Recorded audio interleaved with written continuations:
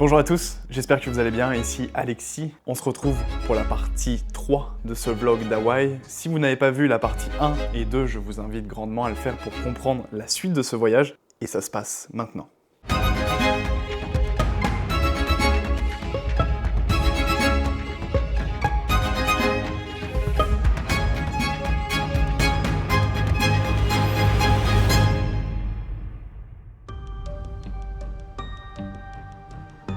Nous sommes présentement sur l'île d'Hawaï, Big Island. Nous venons de terminer la visite de plantation de café et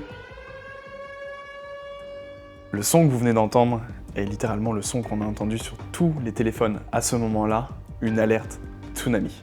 Dans la suite, nous étions vachement étonnés par l'alerte. On était un peu perdus. Donc on a été s'informer, il y a deux plaques tectoniques qui ont une magnitude assez importante dans le nord de l'océan Atlantique, qui était proche des côtes de la Russie. En allant chercher, nous voyons que nous sommes en alerte jaune, qui pourrait avoir des turbulences et des plus grosses vagues au niveau de l'île. Et on commence à se dire, qu'est-ce qu'on fait, quels sont les plans de match. Le plus dur là-dedans, c'est de regarder par rapport à l'avion demain matin. On n'est pas tant stressé que ça par l'alerte tsunami. Ça paraît grave, mais on n'a jamais vu une vague dépassant les 300 mètres. Donc c'est facile de se réfugier sur l'île, on prend la voiture, 30 minutes après, on est déjà au-dessus de cette altitude. On décide quand même de partir faire notre snorkeling. On avait des premières vagues prévues à 19 h, il était midi, donc on s'est dit que c'était quand même faisable. On va parler avec l'accent du sud toute la journée.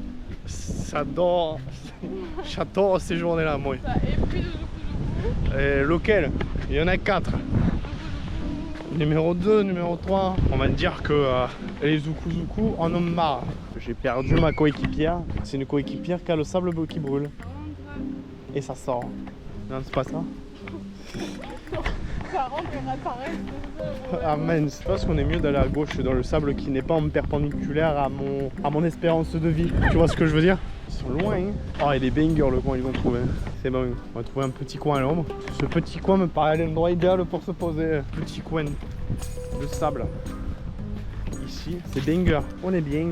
En arrivant au point de snorkeling, on remarque qu'il y a encore du monde sur les plages, ça n'a pas l'air de tant gêner que ça. Et finalement, après une petite heure, on entend une deuxième alerte sur nos téléphones qui nous dit de faire plus attention cette fois-ci. Et en l'espace de 5 minutes, tous les touristes disparaissent. Nous, on attendait encore mon meilleur ami et sa sœur qui sont partis faire une excursion. On s'est dit qu'on n'était pas plus stressé que ça. On disait quand même qu'il fallait partir en voiture, aller faire autre chose, peut-être plus en montagne. Il fallait qu'on aille quand même prévoir d'autres choses et on savait pas du tout comment ça allait se passer. D'un seul coup, le système d'alerte d'Hawaï qui a été conçu spécialement pour les alertes tsunami retentit. On a attendu meilleur ami et sa sœur pour retourner en hauteur et c'est là qu'on s'est aperçu qu'il y avait des bouchons partout. On n'avait jamais vécu jusque-là et on avait 2 heures de plus à faire pour la route qu'on était censé faire. Et on s'est dit que plutôt que de repasser à l'Airbnb, là où on aurait moins de temps, on est reparti directement à Mauna Kea, là où on voulait aller visiter la grande montagne. Arrivé sur le top de la montagne, on oublie tout de suite qu'il y a une alerte tsunami. On voit l'un des plus beaux couchers de soleil de toute ma vie. Et franchement, c'était vraiment sublime.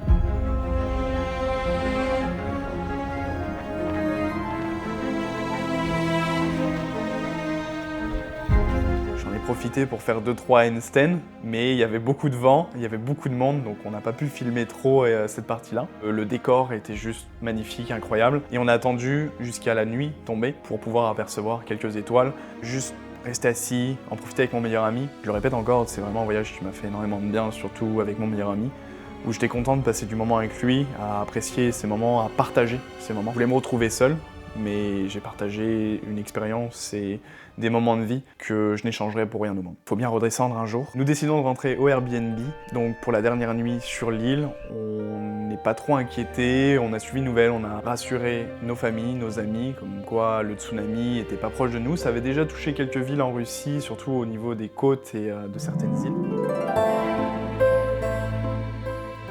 On se réveille donc, lendemain, et nous prenions l'avion pour la dernière île. Réveil à 4 h du mat, incroyable, super. Fatigué, la tête dans le cul, départ un peu retardé parce qu'on a eu les alertes tsunami. C'est terrible. On va voir ce que ça donne en espérant que tout s'est bien passé sur chaque île. On va prendre l'avion d'ici une petite heure et demie et go to Honolulu pour reprendre un autre avion 1 heure après pour Kauai.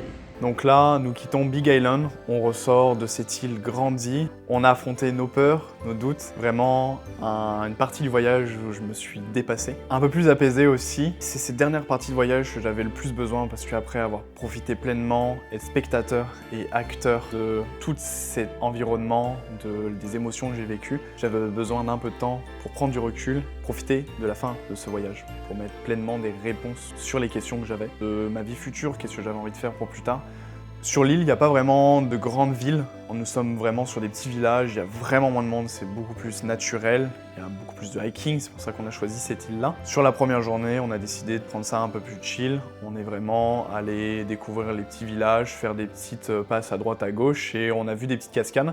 Après quelques jours sur l'île à peine, nous décidons de faire un gros hiking. C'est pour ça qu'on est venu sur cette île-là, Waimea Canyon, qui a été une des plus grosses que j'ai fait, qui n'est pas très long, mais qui était très éprouvante. C'est dans l'angle. On est parti.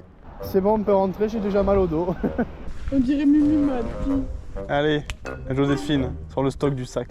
C'est beau les arbres. Quoi? C'est moi le mec qui est en train de crier help. Il est pas en train de crier help. C'est une chèvre. Si t'écoutes qu'à moitié, on dirait vraiment qu'il y a un mec qui crie help. Et en fait, finalement, juste de marcher sur la terre battue, même s'il faisait très chaud, on avait des paysages avec des forêts à droite à gauche, une vue sur tout le canyon qui était absolument magnifique. Petite montée assez abrupte. On est sur quand même une bonne trail, la Canyon Trail, au niveau de l'île de Kauai. Kauai. J'ai du mal à prononcer. Voilà, sûrement le soleil qui me joue des tours. On est accompagné avec la petite team qui est derrière. Et devant, des bangers, comme on dit. Je pense que si je reviens un jour, le petit rocher du milieu là, on y retourne avec un drone et on fait un petit handstand sur la colline avec des beaux plans. La vue qui est en bas est pas tant exceptionnelle, juste un petit cours d'eau et des petits rochers, des petites rapides, pas un gros truc. Donc on a mangé vite fait et maintenant on remonte. Un bon 8 km aller-retour pour les deux. Et ça, c'est de la grosse montée et de la grosse descente. Vous verrez sûrement qu'on arrive quand même sur la fin du voyage. On a vécu des expériences exceptionnelles. On va faire la Napali Coast aussi, qui est toute une côte qu'on va faire pendant 6 heures. La dernière journée où on part sur un bateau, faire un peu de snorkeling. Mais à date, Kauai, très naturel, très éloigné de la civilisation. On a quand même des grosses villes à l'intérieur, mais pas tant grosses. Dans ce canyon-là, dans le fond, quand on remonte, on a un petit point de vue un peu plus haut. Par la suite, on a mangé un barbecue, on s'est fait vraiment plaisir au Airbnb, là où on était installé. La trail est finie, zoukou zoukou. Il n'y a plus de zoukou zoukou.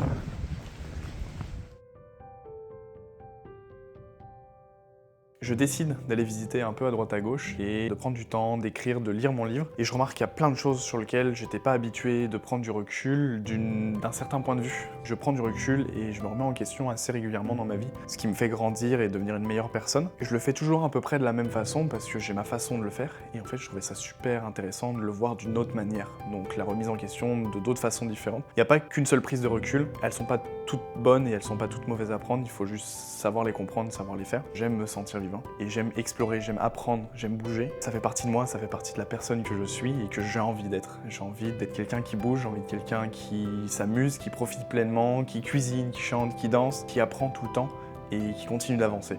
Le plus important, qui continue d'avancer.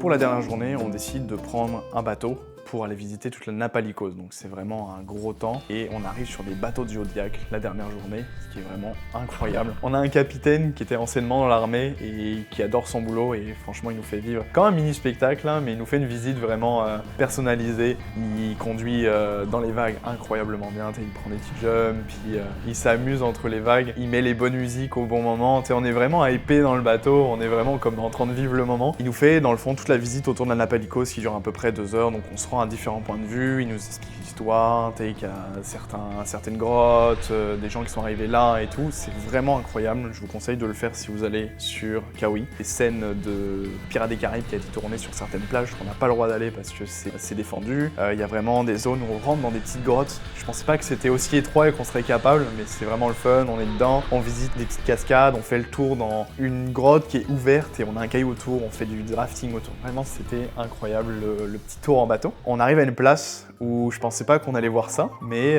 on décide de se poser et d'un coup on aperçoit des animaux qui sortent de l'eau. Et comme vous en doutez là, on a un banc de dauphins qui arrive vers nous et en fait il y en a tout autour. Il nous dit l'instruction de prendre nos GoPros et de les mettre dans l'eau. Et quand on fait ça, on s'aperçoit qu'il y a énormément de dauphins qui se baladent autour de nous, qui sautent hors de l'eau, mais surtout en fait il y en a beaucoup en dessous de nous. Et c'est vraiment magnifique, là c'est un petit spectacle juste pour nous, qui est vraiment très joli au niveau de la nature et je trouve ça plus excitant qu'autre chose. Et tu sais, c'est de voir la vie pleinement autour de moi là, avec les animaux, la nature, de comment elle est. On reste ici une petite demi-heure, on décide de bouger notre place et on arrive devant les grosses falaises de l'Anapalikosi, là où en fait c'est le vent qui a créé ça, c'est avec les stries qu'on voit les montagnes qui ont été fendues, mais c'est quand même tellement grand, on se dit en combien de temps ça a été fait, la force du vent est-elle vraiment capable de faire ça, c'est vraiment épique quand vous voyez la vue. Et là il nous dit si vous voulez vous baigner, on peut le faire là. Je vous rappelle que j'ai quand même peur de me jeter dans l'eau. Mon meilleur ami il va sans hésiter, parce que lui il a pas ma peur, et moi je décide de pas réfléchir et de regarder les gens et de leur dire bah c'est mon meilleur ami, je vais le suivre, je vais me jeter dans l'eau, donc j'y vais. Je me jette dans l'eau, de la meilleure façon possible. J'ai pas dit que j'ai plongé, hein, bien sûr, je me suis jeté dans l'eau. Je regarde, je vois pas trop le fond, on chill avec mon meilleur ami, et je me sens un peu mal à l'aise, mais je me dis putain je suis capable de faire ça maintenant, je suis capable de sauter dans l'eau. Et franchement, le voyage sur la deuxième île m'a vraiment appris à me dépasser, surtout dans ce milieu-là. Et même si j'étais inconfortable, ça m'a permis de grandir. Pour la petite anecdote, on entend les deux personnes discuter sur le bateau avec le capitaine, et il dit mais il n'y a pas de requin dans le coin, du coup moi ça me fait teaser, parce que ça me fait quand même un peu peur. Il dit bah très simple, vous goûtez l'eau, si elle est salée, c'est qu'il y a des requins. Je vais sortir de l'eau assez rapidement parce qu'elle est salée. Et on devait se rendre à un dernier point, donc on jette en dessous du bateau, il y a énormément de poissons, c'est vraiment joli, on est en journée, donc c'est différent de la nuit par rapport à l'épisode précédent que je vous invite toujours à aller voir. C'est un peu plus profond que dans l'autre, il y a vraiment des crevasses avec les cailloux, c'est vraiment beau. Et quand on remonte sur le bateau, on est resté un peu plus longtemps avec mon meilleur ami d'un côté, et en fait finalement ils ont vu des grosses tortues à un autre endroit. C'est vraiment chouette. Moi j'adore les animaux, mais surtout ça me fait moins peur qu'un requin, ça me fait moins peur qu'autre chose. On décide de remonter. On refait toute la virée. Bon, sur la virée, c'est un peu différent, on a déjà vu la côte, mais là, du coup, on est plus rapide sur le bateau. On se prend des vagues, on se fait sauter dans le bateau, il nous dit de bien nous tenir parce que sinon ça fait mal. Il y avait certains qui avaient des gants tellement durs de se tenir au bateau. C'était chouette, là, on était dans le moment. On rentre de cette balade Napalikosi, on a l'avion à prendre le soir. Bon, ça vient au départ. Comment ont été ces vacances, Laurent? Pas de pire, pas de pire. Pas de pire, pas de pire. J'adore ce vlog. Chaque fois que je pose une question, les gens ont 2 phrases maximum. Très beau soleil, il fait chaud. Indice UV éclate avec sa mère au soleil. On rentre de cette balade Napalikosi, on a l'avion à prendre le soir. On décide d'aller prendre un dernier bol d'açaï, parce que je vous le répète, la nourriture ça compte beaucoup pour nous. C'est un gros plus, et surtout d'aller manger sur Hawaï, ça m'avait manqué de manger autant bien. On va s'installer sur une plage. Finalement, notre envie de voir des tortues s'est faite sur le moment. On arrive sur une plage où il y avait énormément de tortues qui étaient entre les cailloux et tout. Ils avaient installé des petits systèmes pour éviter qu'on s'approche trop. Mais on a pu voir des tortues sur la plage, c'était vraiment magnifique, vraiment cool. On en profite énormément, dernier instant sur l'île, mais il faut partir au bout d'un moment. C'était incroyable. On décide de prendre la fin de cette route, on va redonner la voiture, on se fait amener jusqu'à l'aéroport et là le moment de prendre le premier avion pour retourner sur Oahu et de là on prend le deuxième avion pour rentrer aux États-Unis puis au Canada. Hello tout le monde, on se retrouve à l'aéroport d'Honolulu. J'espère qu'il n'y aura pas trop de bruit, j'ai pas eu le temps de faire un vlog, je n'ai pas l'habitude de faire et que je trouve ça très hilarant, très nouveau de parler devant la caméra comme ça et de décrire un voyage qu'on a fait. À la fin du trip là, on est déjà fini, on est rentré déjà avec le premier avion et on a 3 autres à prendre là quand même. Plus de 20 heures de vol, c'est quand même assez intense. Faut se remettre sur pied et on travaille le lendemain du retour de vacances. Je suis en train de me demander si j'ai pas envie de venir habiter ici finalement. C'est peut-être la question de la vidéo. Non franchement, j'ai adoré. Je peux pas dire que j'ai pas adoré. Le pays en lui-même, l'état hawaïen est juste incroyable.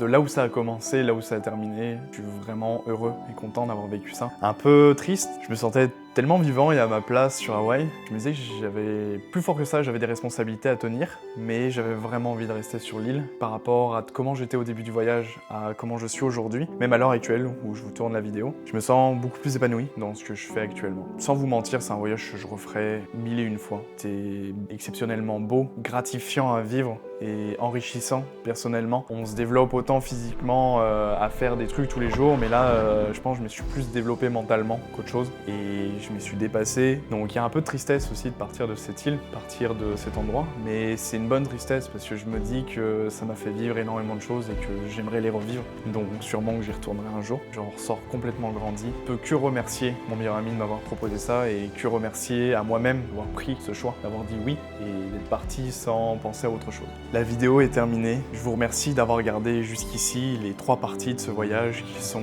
un seul voyage, ce vlog d'Hawaï. Si vous avez apprécié, je vous invite à liker, partager, même de commenter la vidéo. Et j'espère que mon histoire, mes expériences de vie et tout ce que vous apprendrez sur moi vous feront bouger, vous inspireront et vous motiveront à prendre les bons choix dans votre vie, à vous sentir vivant le plus possible.